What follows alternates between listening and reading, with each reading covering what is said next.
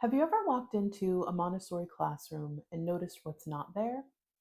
There's no big desk at the front, no stage, no command center, just children engaged and working at their own pace.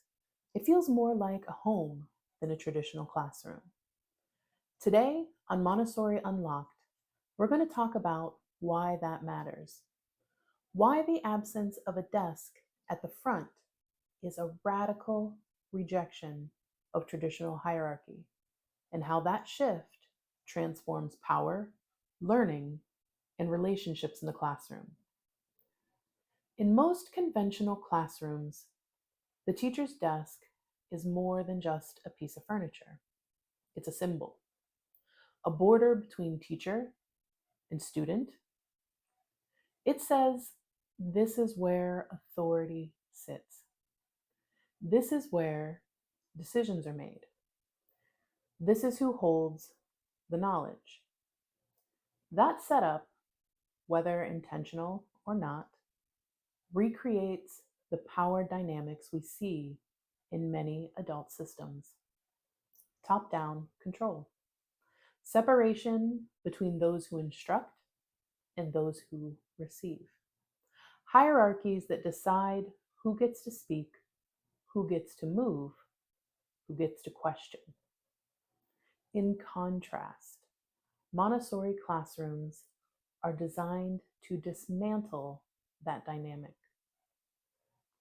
Maria Montessori believed that children weren't just empty vessels waiting to be filled, but rather whole people worthy of trust and autonomy. That belief shaped everything in her method, including the physical environment. In a Montessori classroom, the adult doesn't sit as overlord in the front. In fact, there often isn't a front. The adult's mobile. They observe, they guide, they offer lessons one on one or in small groups, seated next to the child, or even on the floor. There might be a small adult table or shelf for materials, but not a throne like desk, because the focus isn't on adult control, it's on the child's experience. When we remove that symbol of adult authority, something powerful happens. The environment itself becomes the third teacher. The shelves, the materials, the rhythm of the day, all are intentionally designed to offer structure without domination. This doesn't mean there's no order or expectations. In Montessori environments, it's deeply structured, but not in a way that depends on adult enforcement from the front of the room.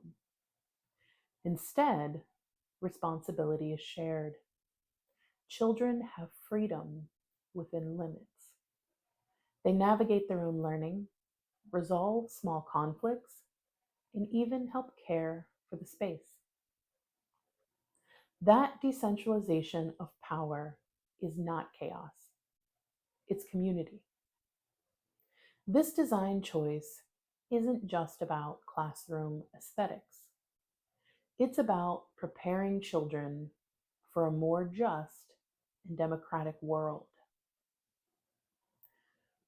When we remove the sage on the stage and replace it with a guide who listens, observes, and collaborates, we model a different kind of leadership, one that isn't about control, but connection. This matters especially for children who are often marginalized in other educational settings. Children of color, neurodivergent children, children from non dominant cultures. Montessori says, you belong here. Your voice matters. You don't need permission to explore, to question, or to shine. And that changes everything. So the next time you see a Montessori classroom and you notice there's no desk at the front, remember, that's not an oversight. That's the revolution. It's a quiet, intentional act of design that says, power doesn't have to dominate to be respected. Authority doesn't have to be distant to be effective. And children, when trusted, will rise to meet the expectations of a world built with them in mind. Thanks for watching Montessori Unlocked. If this opened your eyes to something new, hit like, subscribe, and share it with someone who still thinks education needs to happen from behind a desk.